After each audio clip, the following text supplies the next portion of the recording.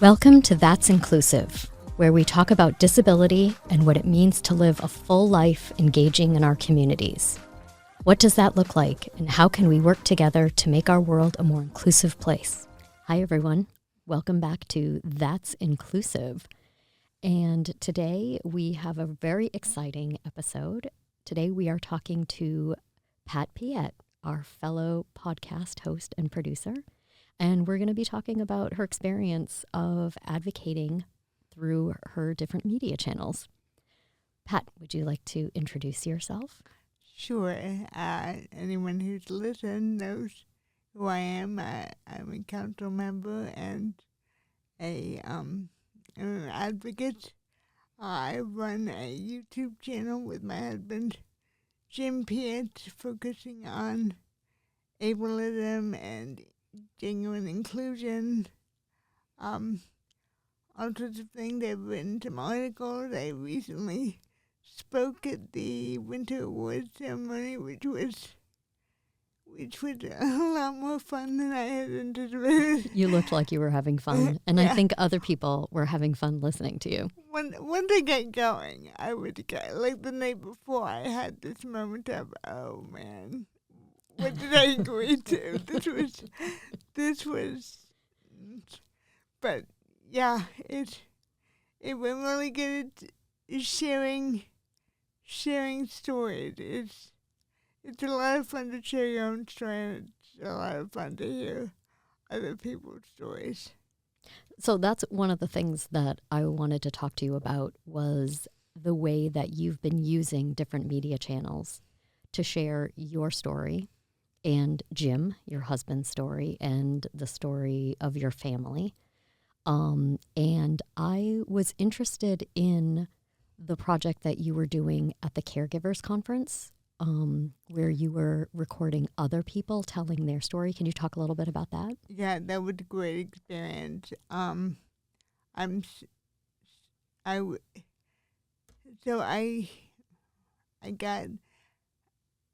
had people come into a room. I had my video equipment, and I just asked them to tell me about caregiving. Tell me about really anything that they wanted to share about caregiving. Write about caregiving itself, or if they wanted to share a specific story that they think got to the heart of the importance of caregiving, the importance of family caregiving, especially since we don't tend to value family caregivers. And so hearing people's stories about, especially caring for a spouse that they've gotten older and dealing with those changes. How do you do that? People just have the funniest stories. One woman was telling me about when the first time she realized the first time her husband failed to recognize her, because how meaningful that story was, Mm-hmm. how that affected her emotionally, how she learned to navigate being married to someone who was different and who changed. So, yeah. I remember I was at the DD Council table, and we were telling people about the project that you were doing and inviting them to be part of it, and signing up for people to go ahead and tell their stories to you. And there was one person who they were kind of like, I don't really know if I have a story to tell. And then, within 20 seconds, was telling me a story. And I was like, I'm pretty sure you have a story to tell, so you should go tell it. And I think she you could just kind of see like that recognition in her eyes that she was like, oh yeah, like maybe I do have something to say that people might want to hear. And that's obviously the power of storytelling. Right. Is, you never know who's out there that is going to be impacted by what you have to say. And I think that I think we're starting to really recognize what storytelling can do for advocacy, and the way that there's so many different media channels that we can use now to get our stories out there, and how people can access this information and these experiences through the different media channels, especially like the power of YouTube. I'm just always amazed at what you can find on YouTube, and just how easy it is for someone to just upload, anything that they want to say. So I want to hear from you about how you started your YouTube channel, like what motivated you to do that, and how did you feel about first putting your content out there? So what motivated me was I didn't see a lot of content in the local New Hampshire media that really told any positive stories. There were people using images of people with disabilities. There were people who didn't have. There were people who didn't have disabilities who were putting stories about disability out there without having any concept of disability, specifically disability as a culture, right? No, absolutely no understanding that when you're putting someone with a disability in the public eye, it's not just that individual. That individual represents an entire culture of people, and so you have to be very cautious about how, if you're telling your own story, you tell your own story how you want to tell your story. Mm-hmm. But when you are telling someone else's story or helping them to tell their own story, you need to be very cautious, and you need to be aware of 60 or 70 years worth of history of the disability rights movement, and so there was no one. The few stories that were being told without any context, and so I wanted to give disability stories context, especially locally in New Hampshire. Now there are several disabled YouTubers. But, I had to go look for them. Like, I had to put in, like, top 10 disabled YouTubers and find out who they were. Right. Because you don't. It's not like it falls in your algorithm the way that other things do. Right. And I thought maybe if Jim and I started doing YouTube videos, like, local New Hampshire people would watch. If they watched our videos, then these other videos would start coming into the algorithm because they were, and I'm still trying to figure out how that all works.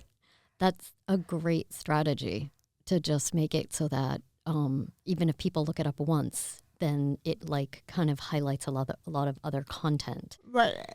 Mm-hmm. And I do try to connect to other YouTubers with disabilities whose content I really like, so that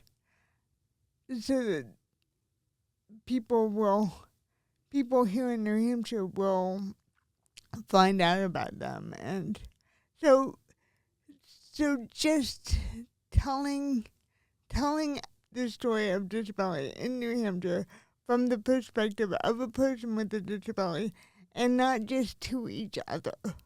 Mm-hmm. Because, right, trying to make it accessible to more than just the disability community in New Hampshire. Yeah, and one of the things that I really like about your YouTube channel is that it's you and Jim out in the community doing fun things. There's one that I watched where you were on the Marginal Way in Ogunquit, which is a place that I really love. Or like you're just out in the community enjoying recreation, and it's just about how easy it is for you to find places to access that you can do the things that other people are doing without it being like a special event, right? Like yeah. it's a day of recreation for Jim and Pat. Yeah, I mean, one thing that I'm always keenly aware of is that oftentimes we're the only people with disabilities in a given space. And I'm not sure why I know that the regions are far-reaching and complex. A lot of it is not getting the support people need to get out there. But I also wonder if it's just not knowing what's available for a lot of people, or not being able to see yourself doing it. So if you see someone like you doing it, then you go, oh, okay, maybe that will work for me. Yeah, I can see that. I can see like having a vision is a lot about the spaces that you think that you can access and not access. I mean, I'm fortunate and sometimes unfortunate in the gym is just they're like, let's just try to go do it. You know, I may not That's be very Jim. you know, and I'm always like, what if we can't get in? What if that happens? They're like, oh, let's just go do it. I mean, worst comes to worst, we'll, end up in a fast food joint. Right. So we go down all sorts of restaurants, and I mean, we also have had quite a bit of luck too. Mm-hmm. But well, yeah, I bumped into you at the Mount Washington Hotel that recently. Was so funny. That was yeah, but that was the gorgeous day, and like I said, we were the only people with disabilities there. Certain places we go, there are more people with disabilities, but yeah, I think sometimes I feel like we stand out like sore thumbs. But of course, that's another reason why I figured, well, people are gonna look at it anyway. I may as well carry a camera around with me because right. It's not like you're attracting more attention than you would otherwise. Exactly. Yeah. One of the other things that you do a lot of advocating for through media is the discussion around inspiration porn and ableism. And I want to hear a little bit about how you've been using your talents to bring more awareness to those things. So I wrote one article that I'm sure some people are aware of, criticizing some famous New Hampshire people, and it got a lot of attention. It's funny, I had a few people tell me, you're so brave to do this. I'm like, no, I'm just pissed off. I think for me I was just so tired of every time something came on the television, Jim and I would grunt and groan and throw things at the television until finally, and I'm like, you know what? I'm going to grunt and groan at the entire state. And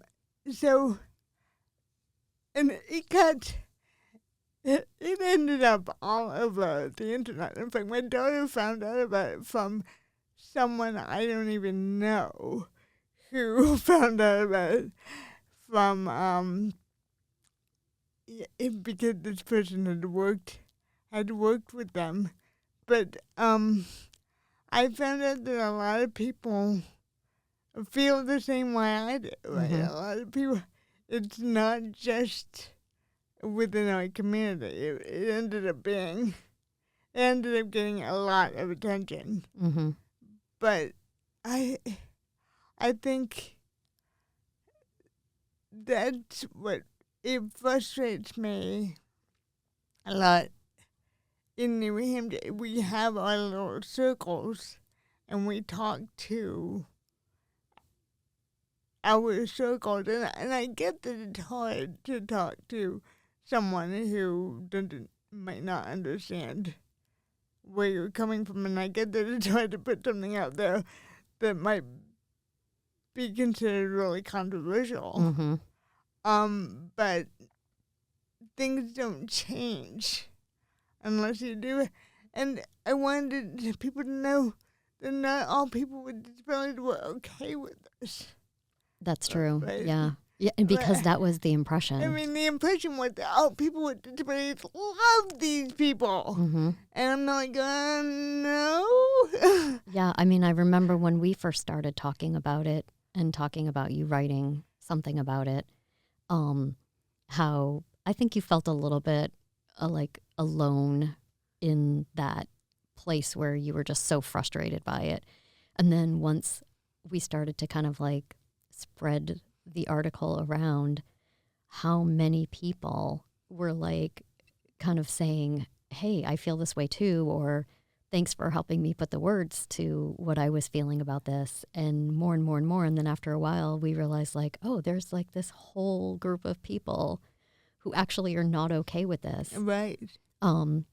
Which again is the power of one person saying, I feel this way about this, and I'm just going to put it out there and see what happens. And I think that's a good point. If you see a problem, other people are seeing it too, right? You feel like you're the only one. Maybe no one is talking about it, but also you are not the only one. Mm-hmm. And somebody just needs to hear the words to make it make sense to them, and by telling a story. Like when I spoke at the Winter Award ceremony, Mm-hmm. telling our personal stories of experiences where people were ableist towards us. I think that was the part of the presentation that will stick in people's memory. Mm-hmm. Right. Them being able to make that connection between these images, the images of inspiration porn, and someone with a disability actually experiencing a very intrusive, uncomfortable situation because these images are out there. Mm-hmm. And so telling your story as a person with a disability, your story it's funny because it's at one time very unique and very personal, and it needs to be told because it's so unique, but it's also universal at the same time, and people are gonna be able to connect it to themselves in some way, and it will make what maybe didn't make sense to them. Mm-hmm. Like I mean, that we feel so alone. There was the Winter Award ceremony. One of our winners was telling a story about someone that she used to care for who had a physical disability, and this person, when they were infantilized by strangers, didn't say or do anything. Mm-hmm. And I bet part of the reason why they didn't is because they felt alone, right? They just got so tired of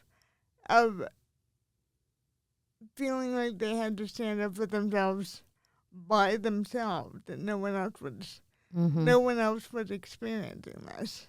And so when you tell your story, whatever your story is, if it's something great that happened or something painful or awkward, somebody out there who had that happen, who felt very alone, it's going to go, oh, they're going to suddenly feel empowered and they will tell their story. Mm-hmm. Yeah, and there's so many ways to be able to do that now. Right. I mean, if you have a smartphone, all you have to do is you record and hold it up to your face and talk. Mm-hmm. Right. And you can easily put it on tons of platforms. I mean, if you don't know how to do it, if Google or have someone else Google, how do I post to whatever platform I want to post to? Mm-hmm.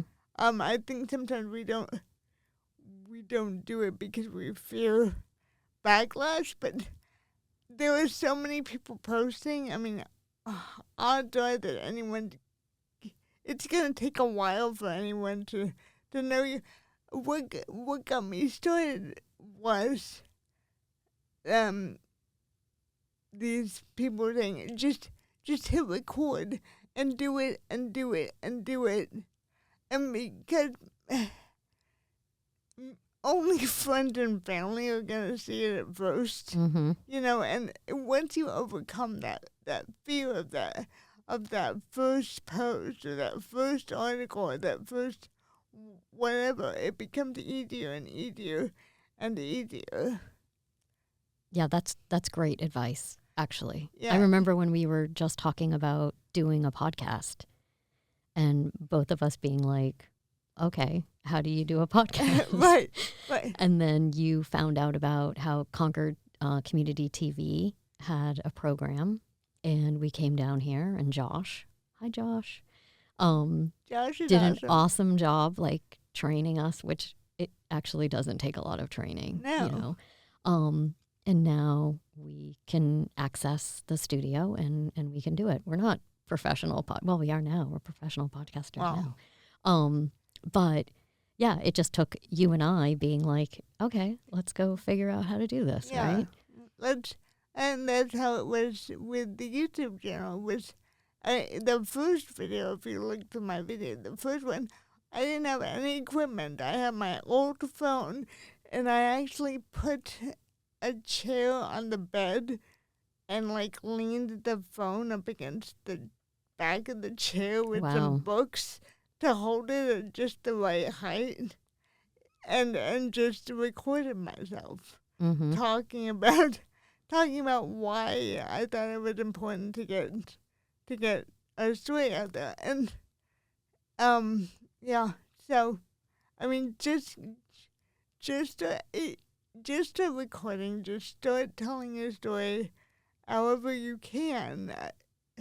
I mean, if you don't have a smartphone, odds are somebody in your circle has one, and having them just hold the phone when you tell your story. I mean, you can get really deep in the wood. We've done, specifics. I've learned a lot of tech stuff, about graphics and all that, because to me that's just a lot of fun. I'm just kind of a geek that way. But you don't have to do any of that. It's the most basic, hey, I'm just here to tell the world how this makes me feel, or what this experience meant to me. Those are actually the ones I love to hear. Mm-hmm. Yeah, and I should let everyone know that if anyone wants to tell their story and they're not really sure how to do it, they should contact the council. We have an open invitation to people who want to come on the podcast and talk about stuff that they want to talk about. We have Pat here who can come down and record people's stories if they want, and maybe even just talk to them about, how you got started and maybe give a little tech advice or anything that they need. So the council is definitely a resource, and we're here to support people in the ways that they want to be able to talk about their life experience. So they should definitely give us a call. Our number is 603-271-7040, and obviously you can find us online. Your story is important. It has power. If it only changes one person's mind or gives one person hope or purpose, it's worth telling. And there is no one who doesn't have a story. Everyone has a story that's worth telling. Yeah, that's very, very true. And we probably are going to have a lot more opportunities for people to tell their stories at different conferences that we'll be attending. Definitely at the Family Support Conference that is coming up in August of next year. We're going to have a place where people can come and tell their stories.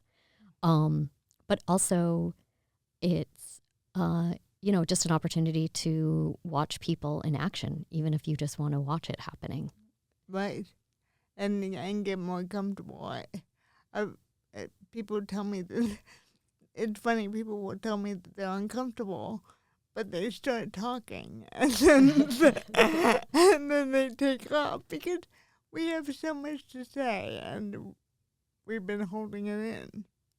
Yeah, and people, like you said earlier, you might think that you are like alone in your experience, but chances are there's someone out there that is also experiencing some of that, and that being able to connect with that person and being able to connect with those ideas and not feel alone can be a turning point for people. Right. When it comes to being more engaged socially or with the community, or, like with caregivers, we talk about caregivers being an invisible part of society, and just being able to say things that other people might say, oh, I feel that way too, or what's going to happen in the future. Maybe this is going to happen and I need to know if I can talk to somebody about that. It's very powerful. And you are, you're such a great role model for someone who just put themselves out there and said, I'm going to take this on, I'm going to do these things. And I think that that's, really a tremendous value for the disability community, to have someone like you who isn't just talking at people, but is just kind of like advocating for, we talk about inclusive living, but I think that you really do like fully embrace the idea of living inclusively in the community. And I just, want to tell you that I think that that's so valuable to people, to be able to see someone doing that and living it and then going out and talking about it. There needs to be more of that in New Hampshire. Yes, and thank you. And that's one thing that I wanted to do with all of my work, too. It's not just, I think it's a problem within the disability community that people with disabilities have not been good at cultivating the next generation and empowering. Right, you learn your culture. You usually learn your culture from your parents. And I must say the LGBTQ community has been much, much better at this, at supporting young people who are part of their community. Whereas the disability community we've had such amazing heroes, but then as they've passed away, there's been no one to fill their shoes. And one thing I wanted to do with this was to help to raise up the next generation in any way that I could. Yeah, definitely needed, and a topic that could take up a whole other podcast episode. Yeah. So we'll have to bring that back around. We'll table that. But definitely soon. I think that's a great discussion to have. Well, thank you for coming, and can't wait to get back out there and watch you tell more stories. Yeah, I gotta get my computer working. That's a technical issues? Isn't that what we were discussing right Technical before? issue, yeah. Sometimes you just have to be patient with, Yeah, with tech. with tech. Yeah. Well, thank you for coming. And in closing, I just want to say that since this is dropping in January, we hope that everybody had a safe and happy holiday season, and that you were able to get some relaxation time in there because these days everybody needs a little bit more relaxation, right? Yes, definitely. So thanks a lot, Pat. Thank you for having me. Thank you for joining us today. I'm Vanessa Blaze, and this was a production of the New Hampshire Council on Developmental Disabilities, produced by Isadora Rodriguez-Legendre and Vanessa Blaze, with many thanks to Josh Hardy and the rest of the crew here at Concord TV. We love to have guests with differing perspectives. These views are personal and do not necessarily represent those of the DD Council.